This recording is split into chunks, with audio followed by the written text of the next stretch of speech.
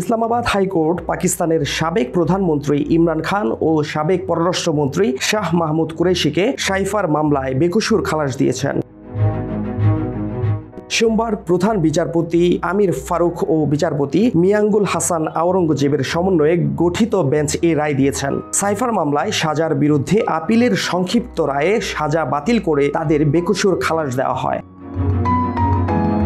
রায় ঘোষণার সময় ইসলামাবাদ হাইকোর্টে পাকিস্তান তেহরিকে ইনসাফের কেন্দ্রীয় নেতারা উপস্থিত ছিলেন। এছাড়া ইমরান খানের বোন ও শাহ মাহমুদ কুরেশির স্ত্রী ও কন্যারাও আদালতে উপস্থিত ছিলেন। রায়ের পর পিটিআই চেয়ারম্যান ব্যারিস্টার গোহর বলেন, পাকিস্তান ও পাকিস্তানের 25 কোটি মানুষের জন্য আজ একটি খুশির দিন। তিনি বলেন, একটি অনাকাঙ্ক্ষিত ও ভিত্তিহীন মামলার অবসান হয়েছে।